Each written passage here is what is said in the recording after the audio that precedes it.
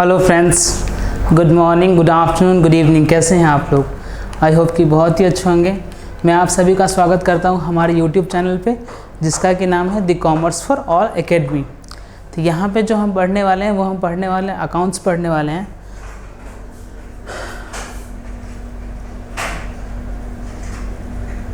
Accounts पढ़ने वाले हैं। ये हम अकाउंट्स पढ़ने वाले हैं। किसके लिए पढ़ने वाले अकाउंट्स? हम अकाउंट्स पढ़ने वाले हैं हम क्लास 11 के लिए। ये क्लास 11 के लिए अकाउंटेंसी क्लास चल रही है, क्लास 11 के लिए। और ये हमारा छठा लेक्चर है। कौन सा लेक्चर है ये? छठा लेक्चर है। इससे पहले 5 लेक्चर हमने और पढ़े हैं रिगार्डिंग, और हम जो बुक रेफ़र कर रहे हैं, बुक हम रेफ़र कर रहे हैं टी.एस. ग्रेवाल जी की बुक है। टी.एस. ग्रेवाल्स की बुक है 2021 एडिशन वाली। ये बुक हम रेफ़र कर रहे हैं 2021 एडिशन वाली जो बुक है वो बुक हम रेफ़र कर रहे हैं। अभी तक हमने जो है इस बुक में से हमने स्टार्ट करा था कौन से चैप्टर से? Chapter number 6। चैप्टर नंबर 6 पढ़ा था हमने, अकाउंटिंग प्रोसीजर के बारे में। अकाउंटिंग प्रोसीजर के बारे में अभी तक हमने पढ़ा है। ठीक है, देखिए अब जो हमने ये स्टार्ट करा अकाउंटिंग प्रोसीजर, इसमें हमने क्या क्या पढ़ा? इसमें सबसे पहले हमने अकाउंट के बारे में पढ़ा, अकाउंट क्या होता है। फिर हमने क्लासिफिकेशन ऑफ अकाउंट पढ़ा। क्या पढ़ा? Classification of account. Classification of account से क्या मतलब है? Traditional classification as well as modern classification. फिर ट्रेडिशनल क्लासिफिकेशन से हमने देखा कि अकाउंट कितने टाइप के होते हैं। कितने टाइप के होते हैं account? Real, nominal and personal. फिर हमने उसके डेबिट एंड क्रेडिट के रूल्स पढ़े। कैसे पढ़े रूल्स? कि रियल का क्या होता है? Debit what comes in, credit what goes out. उसके बाद पर्सनल का क्या होता है? Debit the receiver, credit the giver. फिर से नॉमिनल का क्या होता है? Debit all expenses and losses, credit all incomes and gains. ये हमने ट्रेडिशनल क्लासिफिकेशंस में पढ़ा था। फिर हम आए मॉडर्न क्लासिफिकेशन में। मॉडर्न क्लासिफिकेशन में अकाउंट को कितने टाइप में बांटा गया है? Asset, liabilities, income, expense and capital. ये 5 टाइप में बांटा गया है मॉडर्न क्लासिफिकेशन में। इसमें डेबिट क्रेडिट के हमने रूल पढ़े। डेबिट किस टाइम पे करेंगे? डेबिट हम करेंगे जब हमारा असेट एंड एक्सपेंस इंक्रीज होगा तो हम उसे डेबिट करेंगे, जब वो डिक्रीज होगा तो उसे हम क्रेडिट करेंगे। And capital, revenue and liability case में जब इंक्रीज होगा तो क्रेडिट करेंगे, और इसके अपोजिट जब वो डिक्रीज होगा तो उसको डेबिट करेंगे। ये हमने मॉडर्न क्लासिफिकेशन में पढ़ा था। फिर हमने पढ़ा बैलेंसिंग किसे कहते हैं, कि बैलेंसिंग क्यों करते हैं, बैलेंसिंग कहते हैं किसको हैं। फिर डेबिट बैलेंस का मतलब पढ़ा हमने, क्रेडिट बैलेंस का मतलब पढ़ा। फिर हमने कुछ इलस्ट्रेशंस करे थे, सॉल्व करे थे। तो हमारे 3-4 इलस्ट्रेशन रह गए थे, जो कि मैंने बताया था लास्ट क्लास में कि हम उसको स्टार्टिंग में सम अप करके सारे इलस्ट्रेशन कंप्लीट कर देंगे। जो क्वेश्चंस हमारे रह रहे हैं वो क्वेश्चंस कंप्लीट करने के बाद फिर हम नेक्स्ट चैप्टर स्टार्ट करेंगे, जर्नल चैप्टर। कौन सा चैप्टर स्टार्ट करेंगे आज? हम जर्नल चैप्टर पढ़ेंगे। चलिए आइए जितने हमारे जो क्वेश्चंस रिमेनिंग हो क्वेश्चंस एक बारी हम देख लेते हैं। ठीक है, चलिए तो स्टार्ट करते हैं हम क्वेश्चन से।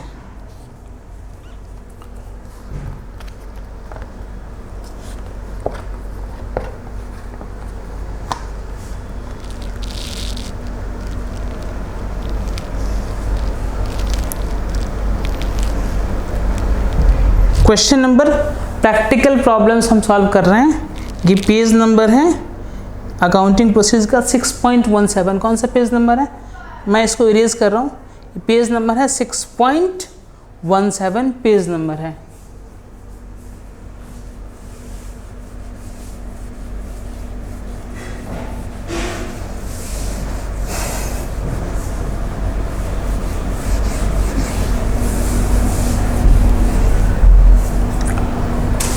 जैसा कि मैंने आपको पहले ही बताया था लास्ट लेक्चर में, इस लेक्चर के लिंक में आपको इस चैप्टर का कंप्लीट पीडीएफ मैं लिंक शेयर कर दूंगा। आप वहां से वो डाउनलोड कर सकते हैं अगर आपने बुक नहीं परचेज करी होगी तो।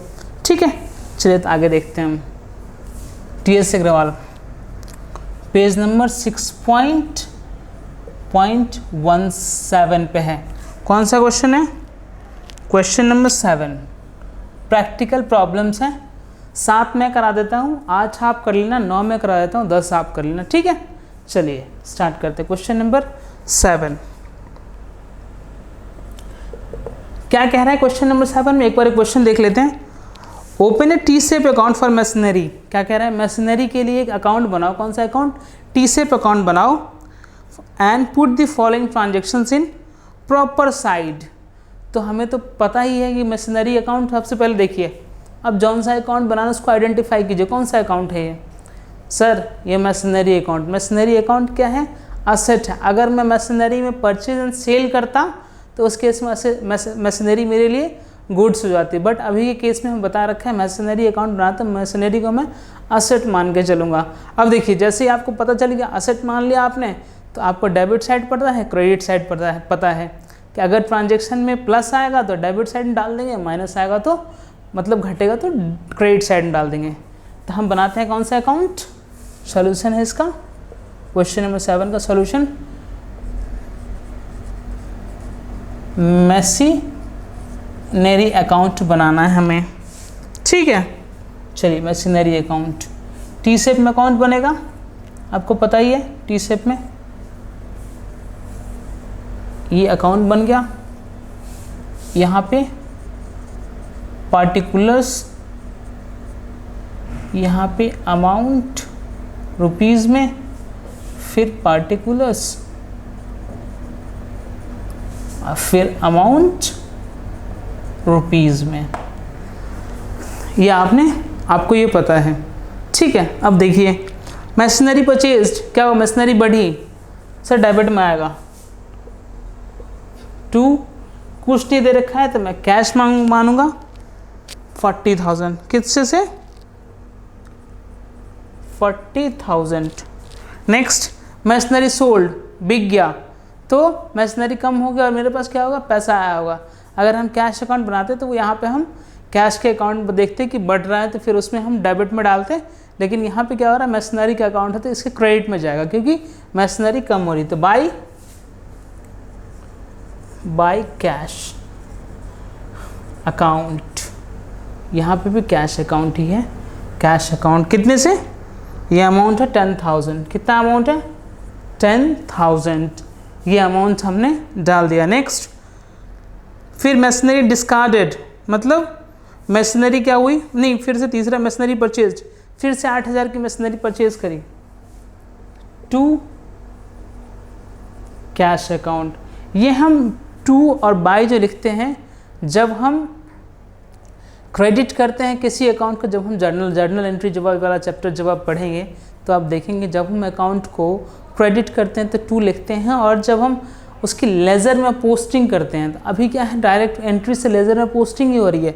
यही आपको नेक्स्ट टू नेक्स्ट चैप्टर में देखने को मिलेगा जो आप अभी कर रहे हैं। आपको नेक्स्ट टू नेक्स्ट चैप्टर का कंसेप्ट अभी क्लियर है, बस आपको बस फॉर्मेटिंग थोड़ी सी देखनी होगी, दैट्स इट। एंड थोड़े बहुत जो एडजस्टमेंट्स होंगे वो देखने होंगे।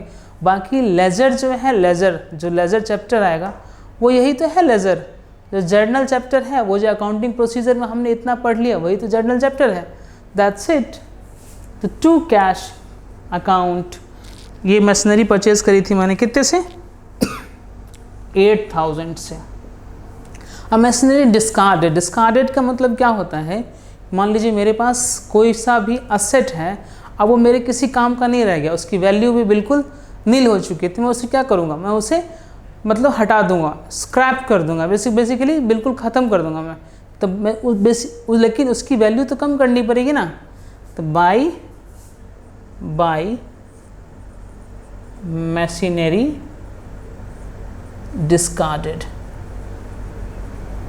डिस्कार्डेड कितने से?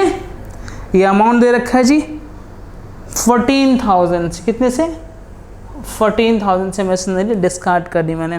फिर डेप्रिसिएशन ऑन मशीनरी, डेप्रिसिएशन बताया था मैंने। डेप्रिसिएशन से क्या होगा? मशीनरी की वैल्यू कम होगी। डेप्रिसिएशन एक टाइप का असेट है, वो बढ़ रहा है, मशीनरी घटेगी, तो बाय डेप्रिसिएशन। ये तो आपको पता है ये क्रेडिट साइड है और ये भी आपको पता है कि डेबिट साइड है, तो बाय डेप्रीशिएशन। ठीक है, चलिए 1000, कितना 1000। अब हमें क्या करना है, बैलेंसिंग करनी है अकाउंट की। अब मैंने बैलेंसिंग के लिए बताया था पहले आपको, अगर कोई सा भी, सबसे पहले आप अकाउंट आइडेंटिफाई कीजिए। मान लीजिए असेट अकाउंट या फिर एक्सपेंस अकाउंट है, ये दो अकाउंट टाइप के अकाउंट हैं, तो इनके ना पहले डेबिट साइड को, जो राइट हैंड, जो लेफ्ट हैंड साइड है उसमें जो अमाउंट आ रहा है उसकी टोटल पहले कीजिए, क्योंकि इनका बैलेंस नॉर्मली डेबिट बैलेंस ही होता है, डेबिट बैलेंस ही होता है। तो मैं क्या करूँगा, पहले इसको 48,000, यहाँ पे मैंने टोटल लगा लिया 48,000। ठीक, ओके। नेक्स्ट, अब मैंने आपको बताया था कि अगर क्रेडिट साइड कम आ रहा तो डेबिट बैलेंस आएगा, और डेबिट साइड कम आ रहा है तो क्रेडिट बैलेंस आएगा। तो ये मेरा, सॉरी थोड़ा इसको नीचे लिख लेते हैं, इसको थोड़ा सा हम क्या करते हैं नीचे लिख लेते हैं, 48,000 एंड यहाँ पे बाय बैलेंस CD कितना आ जाएगा, 10 4 24 125 एंड 25 23 48,000। ठीक, अभी दोनों साइड का टोटल मैच हो गया।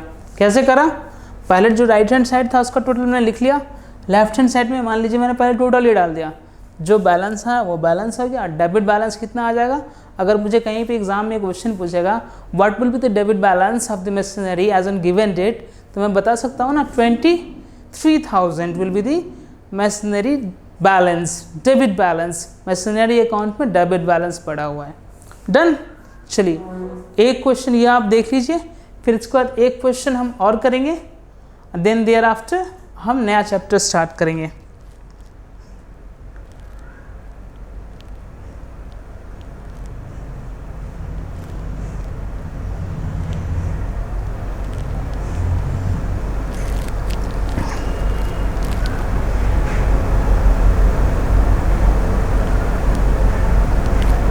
ये सारे आसान से ही हैं। कैश अकाउंट बनाना है तो Mohan started business with cash, cash account बनाना है तो कैश का वाला बढ़ रहा है तो टू कैपिटल पहले आ जाएगा, परचेज गुड्स तो गुड्स परचेज करी तो कैश कम होगा तो बाई परचेजेस आ जाएंगे, सोल्ड गुड्स तो कैश आएगा तो टू सेल्स आ जाएगा।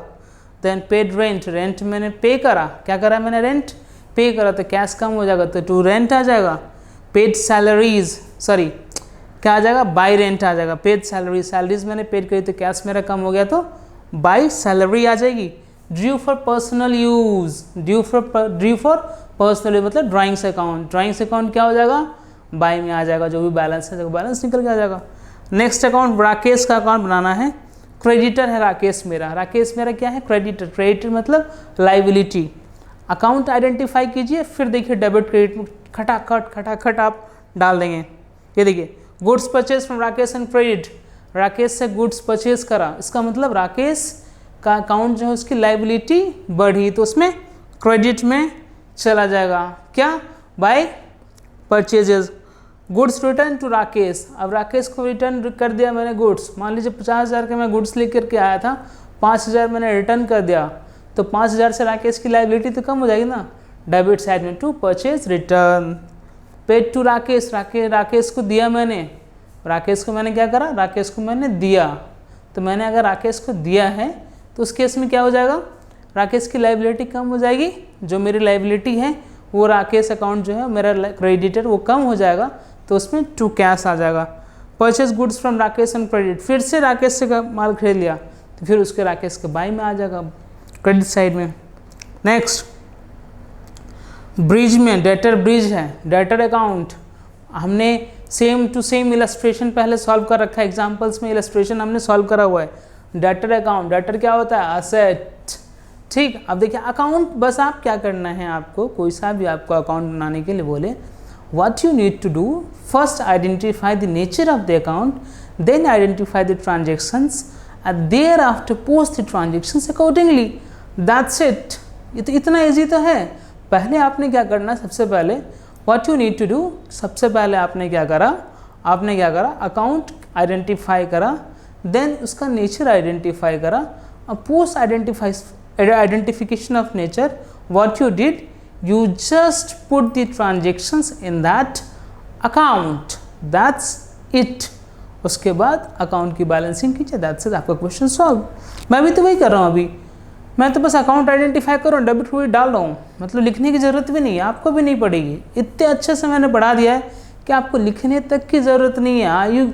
आप मुझवानी सॉल्व कर सकते हैं, बस आपको ये याद रह जाए कि डेबिट साइड में कितना पड़ा था, क्रेडिट साइड में अमाउंट बस आपको याद रह जाए, तो then you can solve the questions without using paper और पेन। लेकिन किसी ने कहा है, किसी ऑथर ने कहा है, बहुत अच्छी लाइन कही है, a little bit of ink is better than men's memory.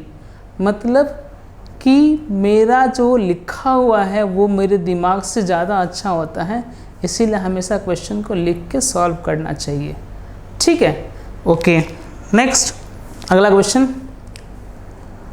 और एक कहावत हिंदी में बताता हूँ आपको, पहले लिख पीछे देख, पहले लिख पीछे देख, भूल पड़े कागज़ पर लेख।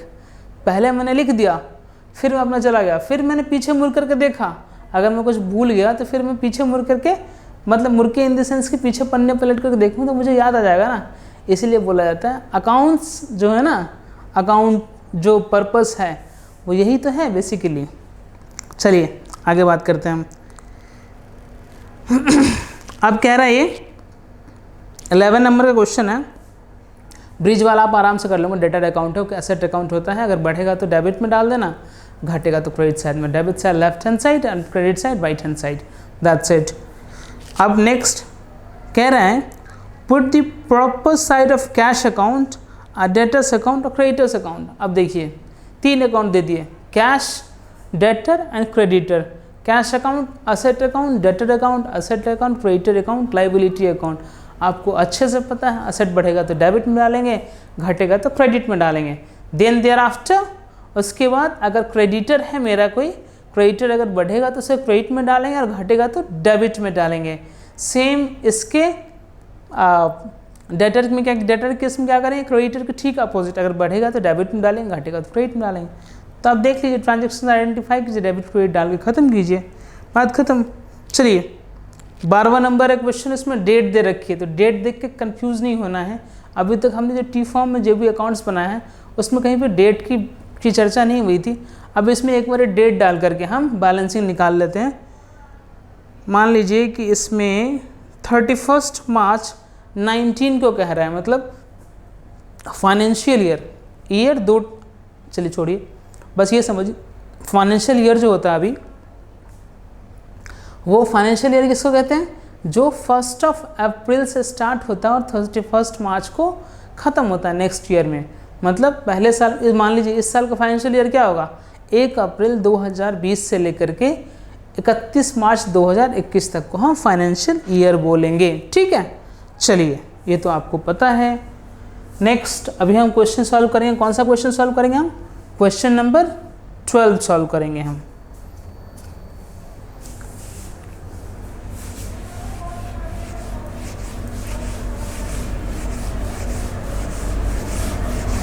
हम सॉल्व करेंगे क्वेश्चन नंबर 12। कौन सा क्वेश्चन, क्वेश्चन नंबर 12। अब देखिए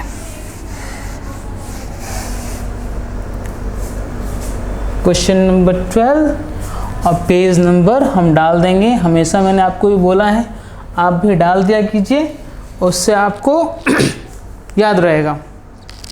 okay, question number 12 and page number 6.18। इस पे क्वेश्चन है TS अग्रवाल की बुक का 2020 एडिशन, 2021 एडिशन, 2021 के लिए जो बुक है। अब देखिए क्वेश्चन क्या है, अब मैं पहले वैसे बताया था आपको। अब क्या है, प्रोप्राइटर्स का कैपिटल अकाउंट बनाना है। कैपिटल अकाउंट का नॉर्मली बैलेंस कौन सा होता है, अरे सर क्रेडिट बैलेंस, कितनी बार तो बता रखा आपको, अरे मुझे पता है आपको ही पता है, बट क्या कर, बुक में क्वेश्चन दे रखा, सॉल्व कर लेते हैं, 2 मिनट लगेगा हार्डली। अब देखिए 2 मिनट कैसे लगेंगे, आपने लिखा प्रोप्राइटर, कौन है प्रोप्राइटर यहाँ पे,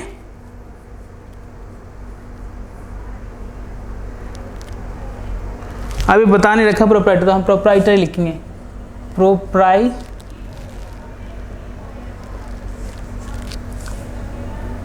प्रोप्राइटर्स हम क्या बनाएंगे, कैपिटल अकाउंट। ओके, चलिए ये साइड मेरा डेबिट साइड, ये साइड मेरा क्रेडिट साइड।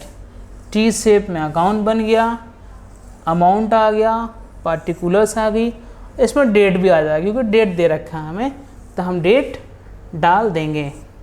ठीक है, चलिए अकाउंट ये बन गया। ओके, हम ऐसे अकाउंट की फॉर्मेटिंग हमने तैयार कर ली। जब हम लेजर बनाएंगे, मैं आपको अभी बता रहा हूँ, एडवांस है थोड़ा सा बट बता देता हूँ। जब हम लेजर बनाएंगे, अमाउंट से पहले यहाँ पे जर्नल फोलियो नंबर आ जाएगा, बस जेएफ नंबर, बाकी लेजर का फॉर्मेट यही रहेगा 100%।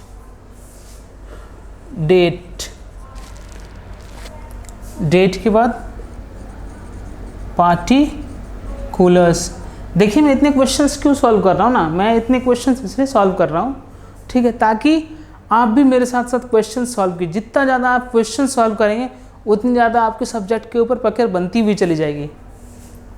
Amount, date, particulars, amount, date, particulars, amount, rupees में। चलिए फर्स्ट कौन सी ईयर की बात हो रही है, इसमें 2 ईयर शामिल हैं, तो मैं इसलिए इसमें सीधा ईयर नहीं लिख सकता क्योंकि इसमें 18 भी है और 19 भी है। तो मैं यहाँ पे डालूँगा 1 अप्रैल 2018। ठीक है, अब देखिए प्रोप्राइटर ने क्या करा, कैपिटल लेकर गया। सबसे पहले क्या करा, कमेंस बिजनेस विथ कैश। अब क्या हुआ, कैश कैपिटल क्या हुआ, बढ़ा। जैसे ही कैपिटल बढ़ा तो एंट्री क्या आ जाएगी मेरी, एंट्री मेरी आ जाएगी 1/4/18 को बाय कैश अकाउंट। कौन सी एंट्री आ जाएगी, बाय कैश अकाउंट। कितने से, अमाउंट देख लेते हैं, 2 लाख, 2 लाख रुपए से। ठीक है, ओके जी। नेक्स्ट क्या था, नेक्स्ट है आपका 31 मार्च 19 को नेट लॉस। क्या हुआ, बिजनेस में लॉस हो गया। क्या हो गया, लॉस हो गया बिजनेस में। अगर बिजनेस में प्रॉफिट होता तो कैपिटल को बढ़ाता, लॉस हुआ है तो कैपिटल को कम करेगा। अगर कैपिटल को कम करेगा तो क्या होगा, कैपिटल घटेगा तो डेबिट। तो यहाँ पे मैं डाल सकता हूँ ना, जिस डेट की मेरी ट्रांजेक्शन्स होगी, कौन सी डेट की ट्रांजेक्शन है, 31 मार्च 19 की ट्रांजेक्शन है to profit and loss account. कितने का लॉस हुआ है, 18,000। कितने का लॉस हुआ है, 18,000। ठीक है, ओके। फिर drawing for the period, drawing during the period, मतलब मैंने पूरे साल में पैसे अपने खुद के खर्चे के लिए निकाले, तो उससे मेरा क्या होगा, कैपिटल मेरा कम हो जाएगा। कैपिटल मेरा कम हुआ तो डेबिट में डालूंगा मैं। क्या, date same 31/03/19 to drawings account. कितना निकाला मैंने, 15,000। इतना निकाला ना, 15,000, हाँ 15,000 निकाला है मैंने। अब कह रहा है मुझे बैलेंसिंग करनी है, दे रखा क्वेश्चन में कि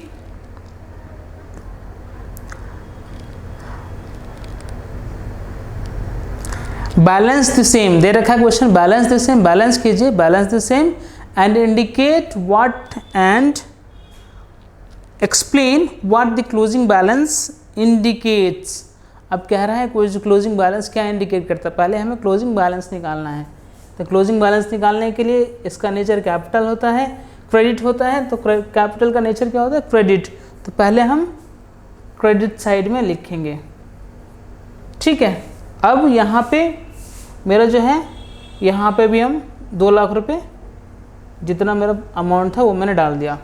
अब मुझे करनी बैलेंसिंग, कितना अमाउंट आ जाएगा 18, 15, 33,000। ओके जी, चलिए 33 तो टू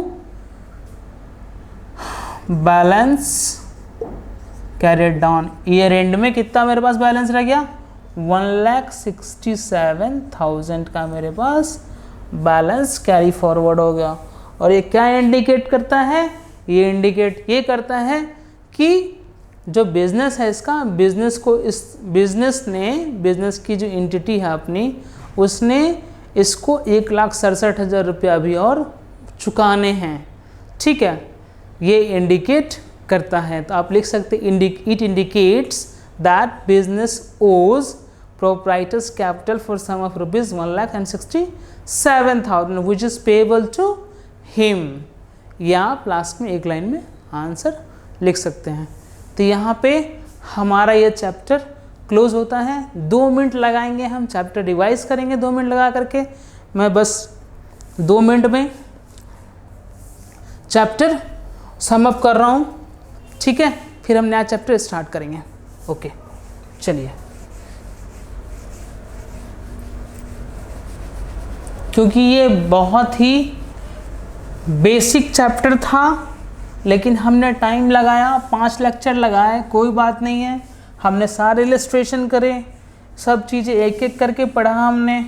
अब देखिए आगे कितना बेनिफिट करने वाला है वो, जो आपके दोस्तों को अब समझ में नहीं आएगा जर्नल वर्नल, वो तो आप ऐसे ही बता दोगे बिना मतलब कुछ देखे ही, बिना कुछ उसने बताया आपसे एंट्री ट्रांजैक्शन, आप बोलोगे ऐसे कर दो जी।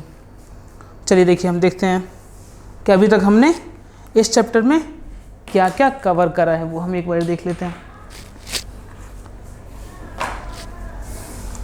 हमने पढ़ा सबसे पहले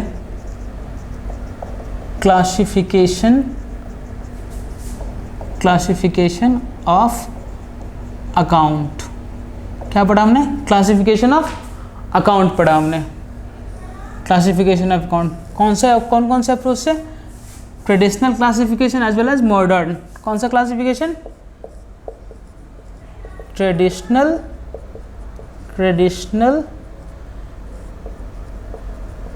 क्लासिफिकेशन एंड मॉडर्न क्लासिफिकेशन। कौन सा? Modern classification. किसका? क्लासिफिकेशन ऑफ अकाउंट्स का, ट्रेडिशनल एंड मॉडर्न। ट्रेडिशनल में क्या क्या था? जल्दी बोलेंगे आप। Personal, real and nominal.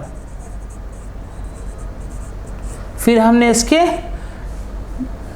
इसके डेबिट एंड क्रेडिट के रूल्स पढ़े इस चैप्टर में। फिर मॉडर्न क्लासिफिकेशन में क्या था? Assets,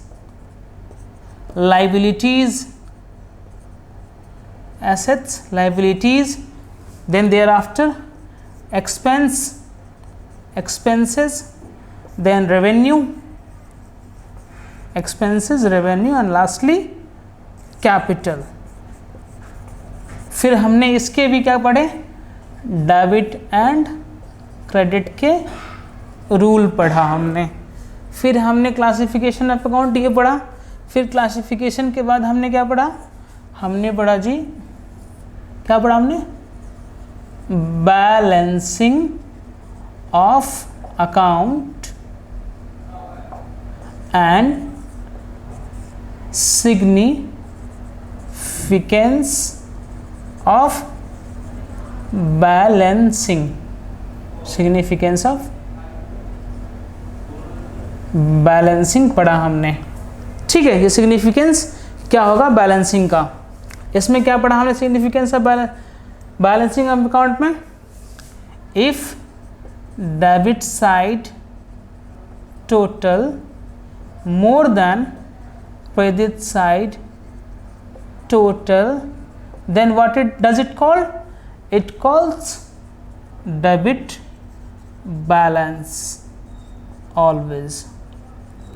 And lastly, if credit side total more than debit side, then total debit side total, then what does it call? It called credit balance.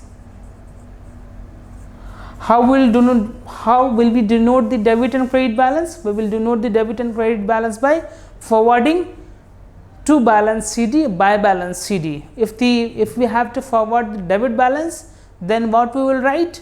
We will write by balance CD. If we will forward to credit balance, then we will write to balance CD, मतलब carry it down, आगे ले गया। तो ये हमने अभी तक किस में पढ़ा? अकाउंटिंग, जो हमारा अकाउंटिंग प्रोसीजर का जो चैप्टर था वो हमने इसमें अभी तक इतनी सारी चीज़ें पढ़ी, इसके बहुत सारे सम्स करें, यहाँ पे जाके हमारा चैप्टर ख़त्म होता है। Thank you so much. अब हम नया चैप्टर स्टार्ट करने वाले हैं, बने रहिएगा प्लीज़। Thank you.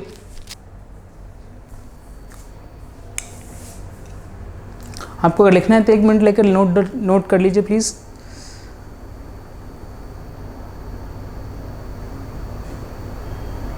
ठीक है, चलिए ओके।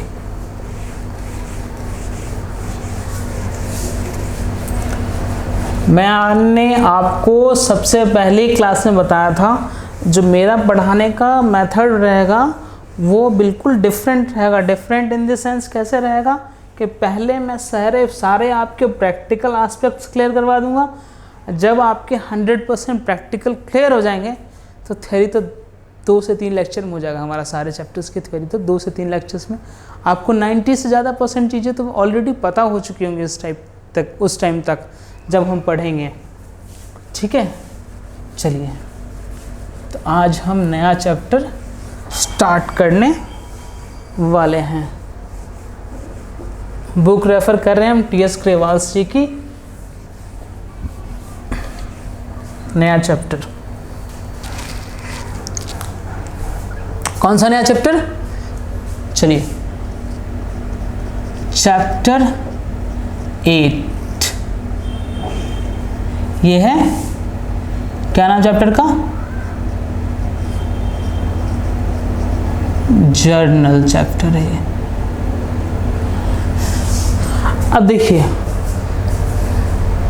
Ready start. ओके, अब देखिए जर्नल होता क्या है। जर्नल होता है जो एक ऐसी बुक समझ लीजिए, एक ऐसी बुक जिसमें कि डेली के ट्रांजैक्शंस जो भी एविडेंसेस हमारे पास होते हैं उसके बेसिस पर हम रिकॉर्ड करते हैं।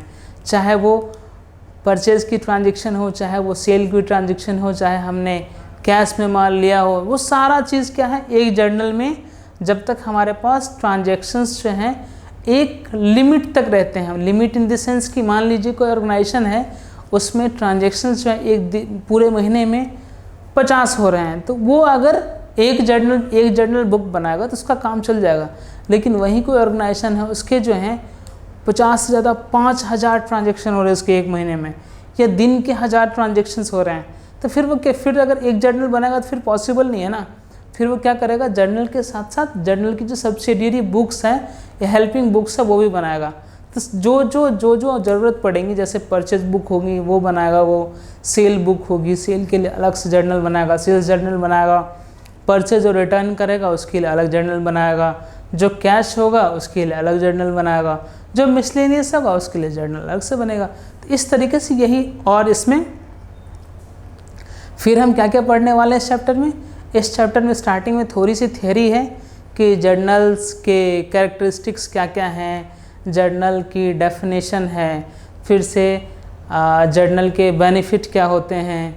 जर्नल के बेनिफिट मान लीजिए, आप समझ लीजिए जर्नल के benefit, one of the benefit ये है कि इसमें एरर के भी चांसेस कम हो जाते हैं, मतलब क्योंकि double entry dual side recording होती है ना, तो वो कम हो जाती है, तो एरर्स वगैरह के चांसेस जो हैं वो कम हो जाते हैं। फिर इस चैप्टर में जो हम पढ़ेंगे वो लिमिटेशंस पढ़ेंगे, जर्नल के कैरेक्टरिस्टिक्स पढ़ेंगे। फिर आपको पता चलेगा आगे जा कर के कि गुड्स किसको कहते हैं, मतलब गुड्स में कौन कौन सी चीज़ें आती हैं, ठीक है। फिर आपको अलग अलग डिफरेंट डिस्काउंट्स वगैरह के बारे में पता चलेगा, सबकी ट्रीटमेंट पता चलेंगे आपको। फिर हम पढ़ेंगे सिंगल जर्नल क्या होता है। Single journal in the sense कि जहाँ पे एक अकाउंट इन्वॉल्व हो, डेबिट में भी एक अकाउंट हो, क्रेडिट में भी एक अकाउंट हो। मान ली फॉर एन एग्जांपल मैंने कैश डिपॉजिट करा बैंक में, तो कौन सा अकाउंट इन्वॉल्व है? Cash and bank account. Journal entry क्या बनेगी? आपको पता है कि बैंक क्या है मेरा, बैंक क्या है मेरा। अगर देखिए यहाँ पे ट्रेडिशनल मेथड से मैं बताना चाहता हूँ बैंक आपका क्या रहता है। ट्रेडिशनल मेथड में अगर आपको बैंक को क्लासीफाई करना हो तो किस में क्लासीफाई करेंगे आप? क्या आप उसे रियल में क्लासीफाई करेंगे? बताइए, क्या आप उसे रियल में क्लासीफाई करेंगे? बैंक किसको रिप्रेजेंट कर रहा है? बैंक अकाउंट आपको रिप्रेजेंट कर रहा है बैंक अकाउंट, तो वो एक टाइप का क्या है? पर्सनल अकाउंट है। क्या है? बैंक अकाउंट पर्सनल अकाउंट है ट्रेडिशनल क्लासिफिकेशन के अकॉर्डिंग। ठीक है, ओके। नेक्स्ट हम इसमें फिर आगे जा कर के जैसे जैसे चीज़ें कम, फिर हम ओपनिंग एंट्री देखेंगे कि अगर मान लीजिए कि पूरे साल मतलब एक नया बिजनेस की ट्रांजैक्शंस के हमें एंट्री दे रखी, क्लोजिंग एंट्री ये थी, अब हमें ओपनिंग एंट्री डालनी है, तो ओपनिंग एंट्री सीखेंगे हम, क्लोजिंग एंट्री सीखेंगे हम। तो हम इस चैप्टर में बहुत सारी चीज़ें सीखने वाले हैं। स्टार्ट करेगा? Are you ready? स्टार्ट करें? चलिए तो स्टार्ट करते हैं। So we will start with the definition कि डेफिनेशन जर्नल की होती क्या है बेसिकली। ठीक है, चलिए तो जो हम स्टार्ट करने वाले हैं वो है चैप्टर 8। चैप्टर 8 में हम स्टार्ट करने वाले हैं journal.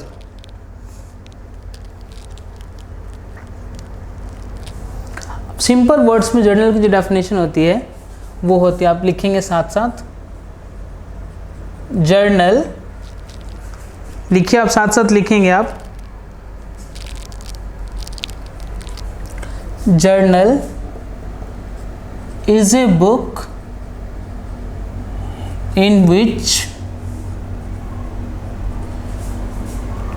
transactions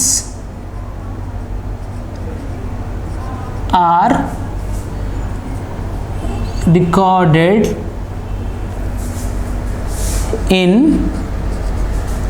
a order in which they have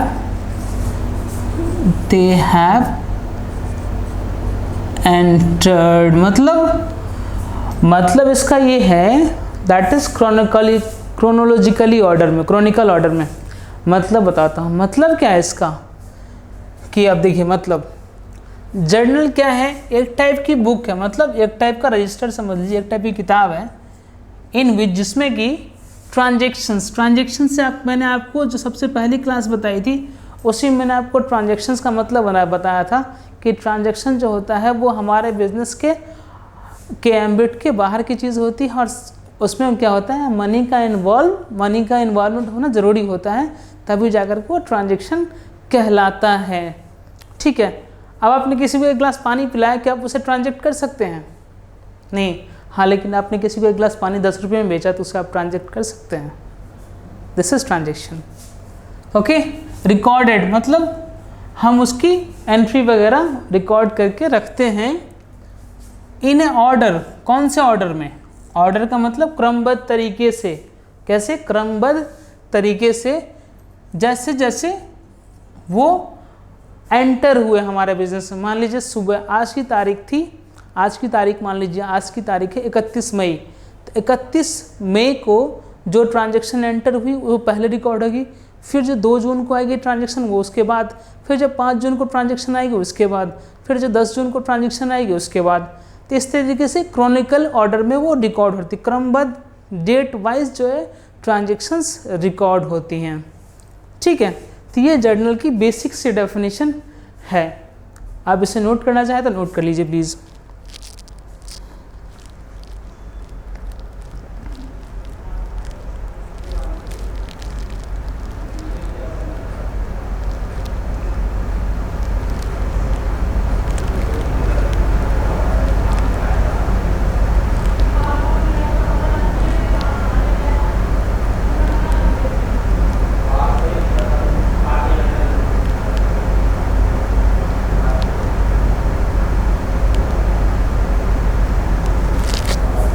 अब देखिए जर्नल में भी क्या होता है ना, एक तो होता है special journal,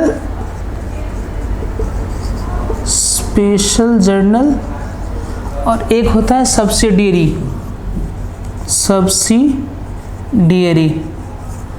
one on the another hand, दोनों सेम ही नेम है, एक चीज के दो नाम है, ठीक है। जर्नल स्पेशल जर्नल कह सकते हैं इसे आप, या फिर ये सब्सिडियरी बुक्स कहलाते हैं। अब ये सब्सिडियरी बुक्स या फिर दोनों जो हैं, ये दोनों एक ही चीज़ है, कुछ अलग नहीं है, दोनों अलग अलग नाम है, बस तो अलग अलग नाम है, इसमें कंफ्यूज होने की कोई ज़रूरत नहीं है आपको। ये क्या होता है स्पेशल जर्नल सब्सिडियरी बुक? अब देखिए, अब है क्या, जर्नल में तो मैंने जैसे पहले ही बताया था आपको, जर्नल में तो डिफरेंट टाइप के ट्रांजेक्शन्स रिकॉर्ड होगी। अब स्पेशल जर्नल में मान लीजिए मेरे पास स्पेशल जर्नल, मेरे पास मैं क्रेडिट पे परचेज बहुत ज़्यादा करता हूँ, तो वो रिकॉर्ड रखने के लिए मैं क्या करूँगा, एक अपना परचेज़ का एक अलग से जर्नल बनाऊँगा, जिसमें कि मैं सिर्फ और सिर्फ क्रेडिट परचेज़ रिकॉर्ड करूँगा, जो भी मेरे क्रेडिट परचेज़, ताकि मुझे पता चले कि एट द गिवन टाइम अगर मुझे देखना हो कि मैंने कितने क्रेडिट परचेज़ कर रखे हैं, क्रेडिट पे उधार पे माल ले रखा है, तो मुझे पता चले, या फिर मैंने कितने को पेमेंट कर दे रखी है, वो भी मैं अपने उस जर्नल में जब मैं पेमेंट करूँ तो स्ट्राइक ऑफ करता हुआ चला जाऊँगा, ठीक है। तो वो तो जब आप लेज़र में पोस्टिंग वगैरह करेंगे तो आपको समझ में आएगा। नेक्स्ट सेल्स बुक हो गई, क्रेडिट पे हमने सेल करा, या फिर purchase return, cell return book and so on, आप डिफरेंट टाइप के जर्नल्स मेंटेन कर सकते हैं, ठीक है। इसको क्या कहा, इसको एक और चीज़ भी कहा जाती है, ओरिजिनल बुक भी कहा जाता है, ओरिजिनल बुक ऑफ एंट्री। मतलब ओरिजिनल बुक ऑफ एंट्री का मतलब सारी ट्रांजेक्शन्स जो हैं जर्नल से ही रूट होकर के लेजर में पोस्ट होगी, देन लेजर से फिर आपको पता है बैलेंसिंग, देन बैलेंसिंग से ट्रायल बैलेंस है, देन ट्रायल बैलेंस से profit and loss account, and profit and loss account से बैलेंस शीट, देन आपको अकाउंटिंग प्रोसेस मैंने बताया था कि analysis, interpretation, reporting to users. तो मेन क्या है, सबसे ओरिजिनल एंट्री कहाँ पे होगी, जर्नल में होगी, ठीक है। डे बुक भी कह सकते हैं इसको आप, बहुत सारे नाम आप इसको दे सकते हैं। चलिए, आपने रिकॉर्ड कर लिया होगा, सॉरी आपने नोट कर लिया होगा, ठीक है, ओके।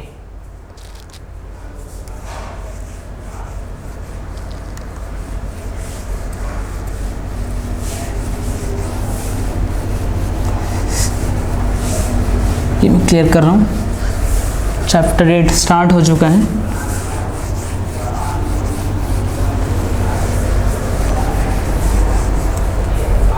बेसिक्स से थियरी हैं, अगर आप क्वेश्चंस वगैरह सॉल्व कर लेंगे तो इस थियरी की ऐसी ज़रूरत नहीं पड़ेगी, लेकिन फिर भी दे रखी है तो मैं एक बार आपको एक्सप्लेन कर देता हूँ, ताकि आपको कहीं पे भी बुक समझने में दिक्कत नहीं आए। अब देखिए,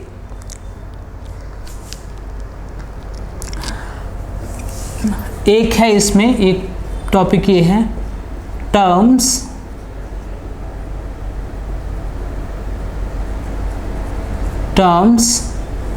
एंड एक्सप्रेशंस यूज्ड फॉर, किसके लिए,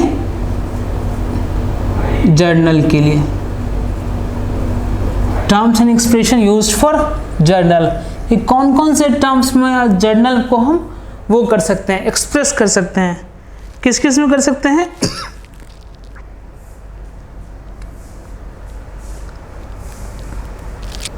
इसको एक तो हम कह सकते हैं, मैंने बताया आपको, बुक ऑफ ओरिजिनल एंट्री, ठीक है, कि सबसे पहले कोई भी ट्रांजैक्शन जो है यहीं से रिकॉर्ड होगी और यहीं से फिर उसकी पोस्टिंग लेजर में होगी, फिर लेजर से आपको कहानी पता है। देन सेकेंड इसको क्या, जर्नल एंट्री, जर्नल एंट्री से क्या मतलब है, जब हम ट्रांजेक्शन रिकॉर्ड करेंगे उस रिकॉर्डिंग में क्या बोलेंगे, हम एंट्री को बोलेंगे। तो वो जो हम जो एंट्री बनाएंगे जर्नल में रिकॉर्ड, वो क्या कहलाएगी, journal entry. And third one is journalizing. Process क्या कहलाता है, प्रोसेस जर्नल में इज कॉल्ड, जो हम जर्नल में रिकॉर्ड करने का जो प्रोसेस होता है, what does it called, it is called journalising. What does it called, the process of recording a transaction into a journal is called journalizing. And then one more expression is used, that is posting. What do you mean by posting? Posting is a term which is used to transfer the amount from journal to ledger. So that process is called posting. What do you mean by posting? Posting is a term which is used to transfer the amount from journal to ledger. So basically it is a kind of, posting is also a kind of process. ठीक है, कि journal से laser में ले जाकर के post करना, it's a kind of process. Okay, ये होगा टर्म्स एक्सप्रेशन जर्नल के लिए यूज करते हो।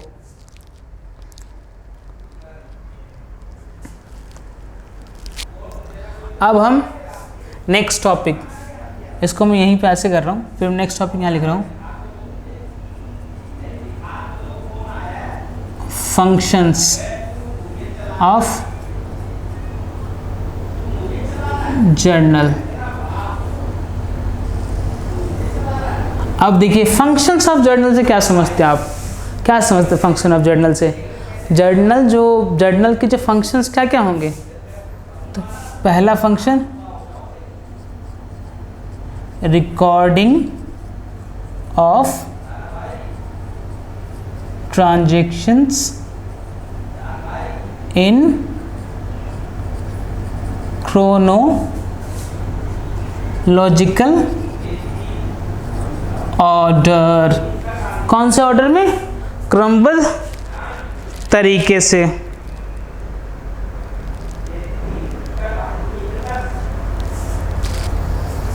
देन सेकेंडरी फंक्शन क्या होता है?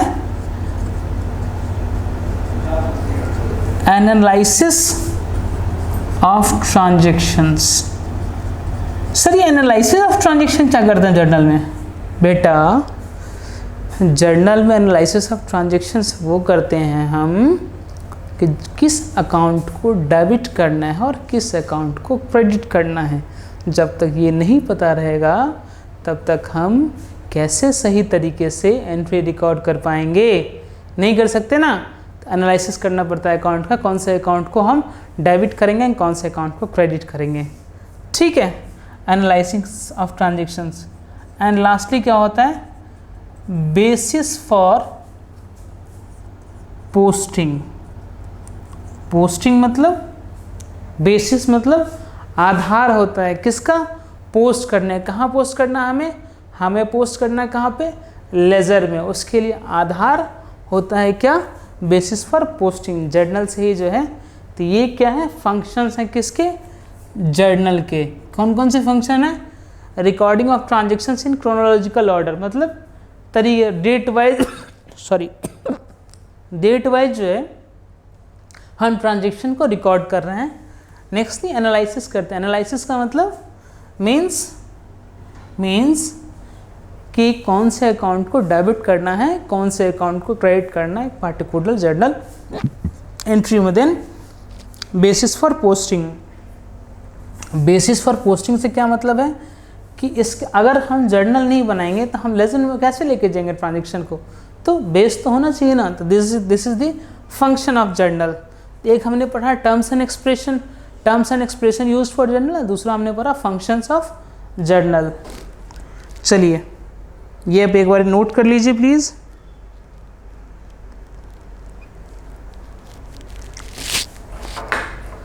अब देखिए हम पढ़ेंगे आप characteristics of journal.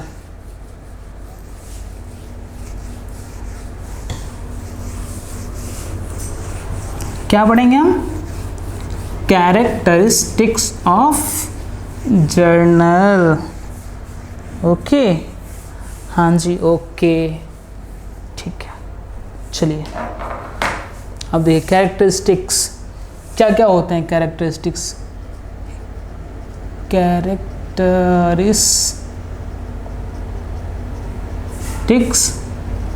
Of journal. क्या क्या होते हैं कैरेक्टरिस्टिक्स? पहला, recording of day to day transactions. Recording of day to day transactions, पहला कैरेक्टरिस्टिक्स क्या हो गया? Recording of day to day transactions. किसमें? ये बुलेट्स लिखिए आप, आपको क्रोनोलॉजिकल ऑर्डर, आप ऐसे ही मतलब याद कर, आपको याद हो जाएगा। Recording of day to day transactions in chronological order, ये वन ऑफ द कैरेक्टरिस्टिक्स हो गया। सेकंड कैरेक्टरिस्टिक्स क्या होता है? Book of original entry. किसकी बुक है ये? एंट्री की, ओरिजिनल एंट्री की बुक है ये, ठीक। तीसरा कैरेक्टरिस्टिक्स, रिकॉर्ड्स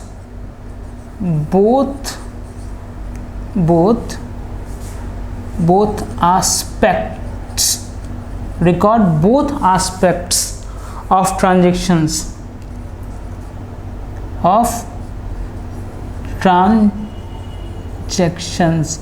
मतलब क्या करता है ये? डेबिट को भी रिकॉर्ड करता है एज वेल एज क्रेडिट को भी रिकॉर्ड करता है। तभी तो डबल एंट्री सिस्टम है ना ये। तो डेबिट को भी रिकॉर्ड करता है, क्रेडिट को भी रिकॉर्ड करता है ये। जब भी हम जर्नल रिकॉर्ड करते हैं उसके बाद हम डिस्क्रिप्शन के लिए नरेशन देते हैं। नरेशन क्या होता है? नरेशन जो जर्नल एंट्री है उसकी डिस्क्रिप्शन देंगे हम, that is called, what does it call? It is called narration. उसको क्या बोलेंगे हम? नरेशन बोलेंगे हम।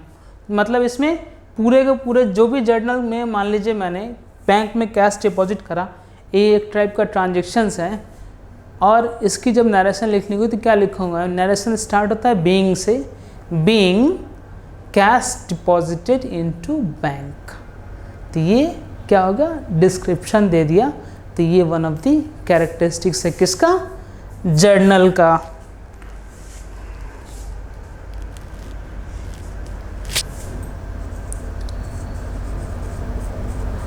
Complete record of a transaction. क्या मतलब इससे कंप्लीट रिकॉर्ड ऑफ ट्रांजैक्शन से? कि एक कोई भी ट्रांजैक्शन है उसका ये कंप्लीट रिकॉर्ड होता है। कौन सा रिकॉर्ड होता है ये?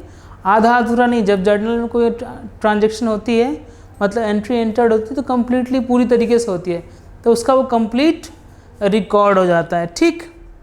ओके जी, नेक्स्ट।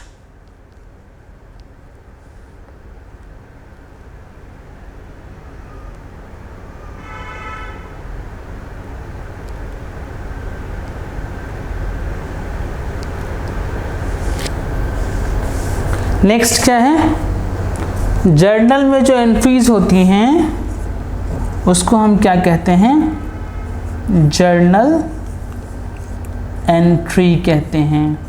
क्या कहते हैं? Journalising is a process in which transactions are recorded in journal and what does it call? It is called journal entry. Journalising क्या है? एक प्रोसेस है जिसमें क्या होती है? ट्रांजैक्शंस को जर्नल में रिकॉर्ड किया जाता है। हाँ, उसको क्या कहते हैं हम? उसको हम कहते हैं जर्नल एंट्री। आप 1 मिनट के अंदर इसको नोट डाउन कीजिए, फिर नेक्स्ट कंसेप्ट पढ़ेंगे हम।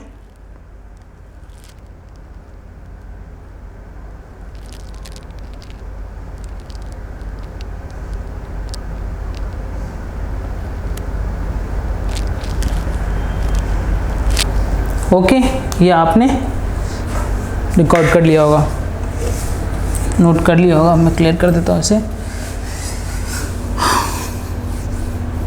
अब हम पढ़ेंगे, क्या पढ़ेंगे हम पढ़ेंगे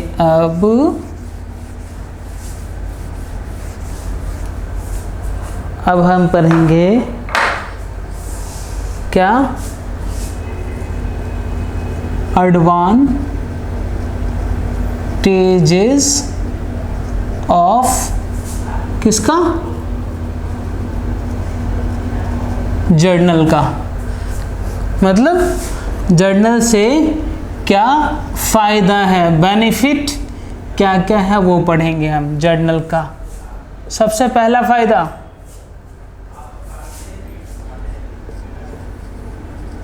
transactions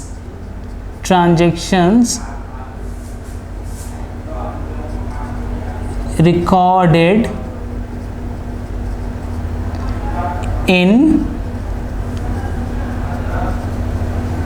chronological order, that is date wise, date कैसे, सबसे पहले जो स्टार्टिंग का डेट है वो आएगा, फिर उसके बाद बढ़ते हुए क्रम में next.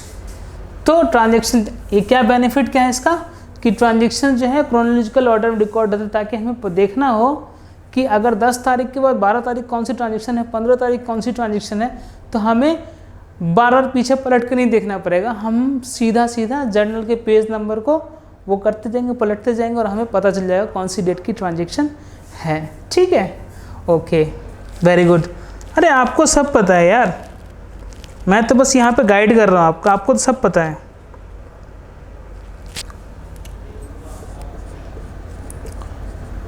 Possibility of error reduces.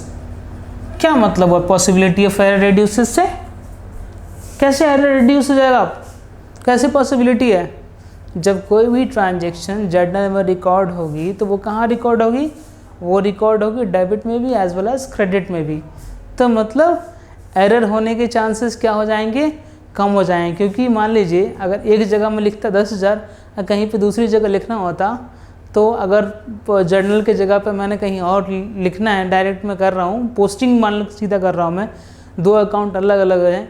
अगर मान ली 200 पेज की मेरी बुक है, एक मैंने 40 लिख दिया, एक में 4 लाख लिख दिया, कौन ढूंढता रहेगा। लेकिन जर्नल में ऐसा क्या होता है, एक जगह पर ट्रांजैक्शन होती है तो एरर के चांसेस कम होते हैं, डेबिट साइड क्रेडिट साइड बिल्कुल मैच होता रहता है, होता है ना।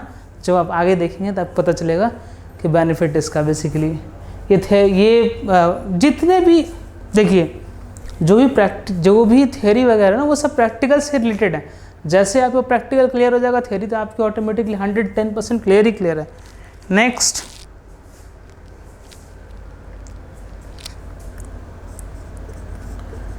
Next, advantage, explanation of transactions. Explanation of transactions, क्या मतलब एक्सप्लेनेशन ऑफ ट्रांजैक्शन से, क्या मतलब है बताओ। मतलब जब हम जर्नल में ट्रांजैक्शन रिकॉर्ड करते हैं, उसके साथ क्या लिखते हैं हम, नरेशन भी लिखते हैं ना। जैसे हमने नरेशन लिखा तो हमें किसी भी ट्रांजैक्शन को देखेंगे हम, तो उसकी एक्सप्लेनेशन वहीं दिख जाएगी, तो ये आइडेंटिफाई नहीं करना पड़ेगा, फिर पीछे पर्चे नहीं ढूंढने पड़े किस वजह से ये ट्रांजैक्शन की गई थी, क्योंकि उसके साथ नरेशन, डिस्क्रिप्टिव नरेशन लिखी जाती है, जिससे उस जर्नल का मतलब समझ में आ जाए और ट्रांजैक्शन बिल्कुल क्लियर हो जाए। नेक्स्ट, एक्सप्लेनेशन ऑफ ट्रांजैक्शंस के बाद लेजर पोस्टिंग ऑफ ट्रांजैक्शंस। क्या मतलब है लेजर पोस्टिंग ऑफ ट्रांजैक्शन से? लेजर पोस्टिंग ऑफ ट्रांजैक्शन से ये मतलब है, बेनिफिट ये है जर्नल से जो लेजर अकाउंट है उसमें इजीली ट्रांजैक्शंस पोस्ट हो सकती हैं और एरर के भी चांसेस बहुत कम रहेंगे। कैसे? मान लीजिए मैंने एक जर्नल एंट्री बनाई। कौन सी एंट्री बनाई? मैंने कैश जा करके बैंक में डिपॉजिट करा। ये मैंने जर्नल एंट्री बनाई। अब जो मैंने जर्नल एंट्री बनाई वो जर्नल एंट्री क्या बनी? Bank account debit to cash account, 1 lakh रुपए थे। अब 2 अकाउंट मुझे लेजर बनाने हैं, बैंक का भी और किसका? कैश का भी। कौन सा लेजर बनाना है मुझे 2 लेजर बनाना है, बैंक का भी और कैश का भी। तो मैंने इधर बैंक का परफॉर्मा तैयार करा, उधर कैश का। बैंक टू कैश 2 में डाला बैंक वाले में, कैश में खटक से बाय में डाल दिया। Match clear? ठीक है, तो ये बेनिफिट है। Ledger posting of transactions is one of the important benefit of journal. Sorry,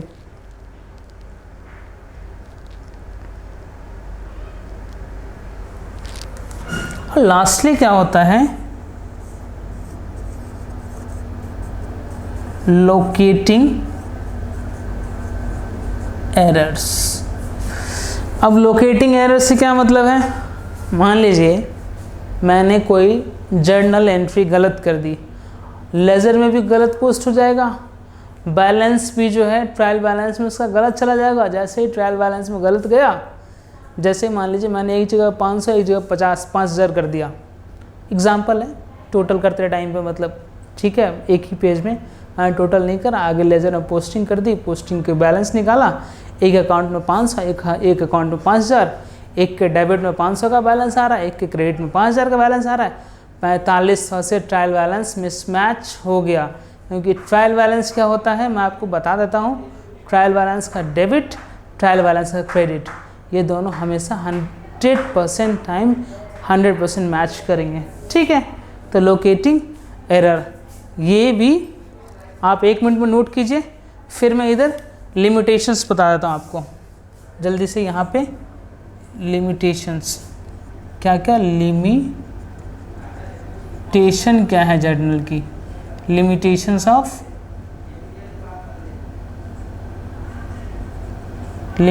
of journal, पहली, दूसरी, तीसरी, ये लिमिटेशन मैं बताया था आपको। इसके बाद हम क्लास को आज यहीं पे समअप करेंगे। क्लास ख़त्म होने के बाद आप एक बार कल इसे अच्छे से पढ़ेंगे, पढ़ के आप आएंगे और फिर हम कल जर्नल एंट्रीज बनाना शुरू कर देंगे।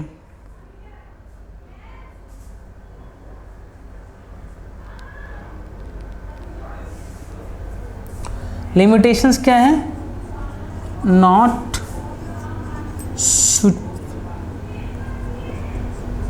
suitable for large volume of transactions। जहाँ पे एक दिन में 5,000 ट्रांजेक्शन्स हो रहे हैं, वहाँ पे एक जर्नल से काम नहीं चलेगा, वहाँ पे आपको स्पेशल बुक्स बनाने ही पड़ेंगे, सिंगल जर्नल से काम नहीं चलेगा। ये एक टाइप की इसकी लिमिटेशन है। ठीक है, देन कैश बैलेंस इज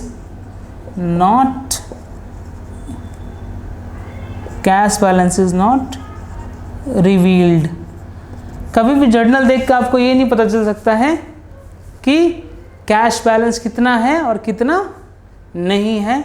उसके लिए आपको हमेशा कैश का लेजर ही देखना पड़ेगा। ठीक, नेक्स्ट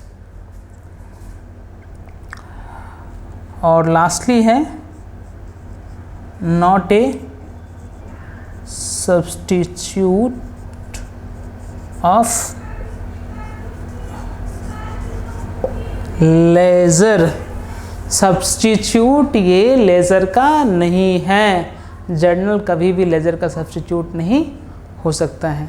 ठीक है, चलिए, अगर आपको कोई सा भी डाउट हो किसी भी उसमें, मतलब अभी तक हमने जो भी पढ़ा है इसमें, आगे का भी, ठीक है, तो वो भी आप मेरे से पूछ सकते हैं। ये मेरा व्हाट्सएप नंबर है 8470877787। आप लोग ऐसे ही हंसते रहिए, मुस्कुराते रहिए। फिर मिलते हैं। Thank you so much for being with me. अगर आपको लेक्चर्स पसंद आएगा तो अपने दोस्तों के साथ भी शेयर कीजिएगा और उनको बताइएगा कि वो भी सब्सक्राइब करें चैनल को और वीडियो को लाइक करते रहें। Thank you so much. Thanks once again. Take care, bye bye.